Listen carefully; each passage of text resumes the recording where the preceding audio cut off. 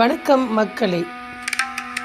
இன்றைக்கி நம்ம சோஷியல் மீடியாவில் எங்கே திரும்பினாலும் பேசப்படுகிற, அதே சமயம் நம்ம எல்லோருக்கும் ஒரு சின்ன பயத்தை ஏற்படுத்துகிற ஒரு முக்கியமான விஷயத்தை பற்றி தான் பார்க்க போகிறோம். அதுதான் ஏஐ எனப்படும் செயற்கை நுண்ணறிவு நம்ம வேலையெல்லாம் பறிச்சிடுமா? ChatGPT, மிட்ஜர்னி, ஜெமினி அப்படின்னு தினமும் புதுசாக ஏஐ டூல்ஸ் வந்துக்கிட்டே இருக்குது. இனிமேல் சாஃப்ட்வேர் இன்ஜினியரிங் தேவையில்லை, டிசைனர் தேவையில்லை, கண்டென்ட் ரைட்டர்ஸ் தேவையில்லை அப்படின்னு வர செய்திகளை பார்த்து நம்மில் பல பேருக்கு ஒருவித பதற்றம் இருக்கிறது. உண்மைதான் மக்களே. ஆனால் நிஜமாலுமே ஏஐ நம்ம வேலைக்கு ஆபத்தா?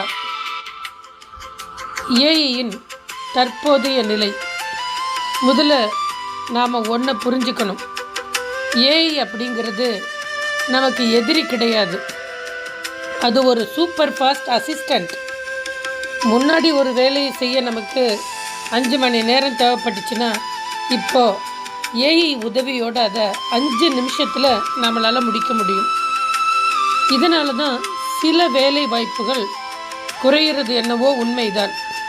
குறிப்பாக டேட்டா என்ட்ரி, பேசிக்கான கஸ்டமர் சப்போர்ட்டு, சாதாரண கோடிங் வேலைகள் எல்லாம் இப்போ ஏஐ மூலமாகவே ஆரம்பிச்சிட்டாங்க.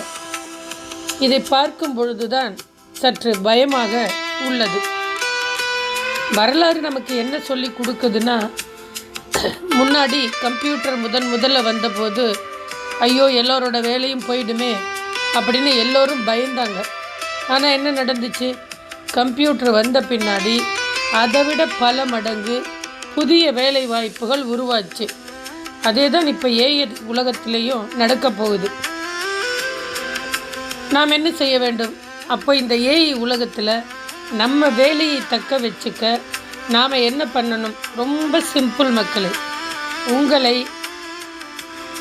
ஏஐ மூலமாக ரீப்ளேஸ் செய்யுது. ஆனால் ஏஐ பயன்படுத்த தெரிந்த ஒரு மனிதர் உங்களை ரீப்ளேஸ் செய்து விடுவார். அதனால் ஏஐ பற்றி பயப்படாமல் அதை எப்படி நம்ம வேலைக்கு சாதகமாக பயன்படுத்துகின்றது, அதை எப்படி நாம் கற்றுக்கலாம் அப்படின்னு சொல்லி நம்மளுடைய அப்ஸ்கில்லிங்ஸை வளர்த்துக்கிறது ரொம்ப நல்லது. உதாரணமாக நீங்கள் ஒரு ரைட்டராக இருந்தால் ஏஐ விட சிறப்பாக எப்படி எமோஷ்னலாக எழுதலாம்னு யோசிப்பீங்க.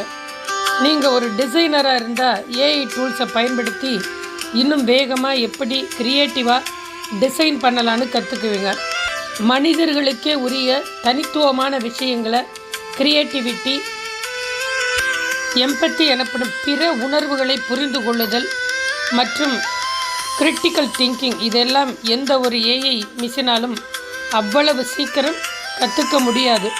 அதுதான் மனிதர்களுடைய பலம்.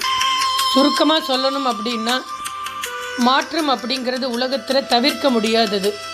வண்டியை பார்த்து குதிரை பயந்திருக்கலாம், ஆனால் மனிதன் காரை ஒட்ட பழகி கொண்டான். அதே போல் ஏஐ கண்டு பயப்படாமல் அதை ஒரு கருவியாக நம்ம கைக்குள்ளே கொண்டு வருவோம்.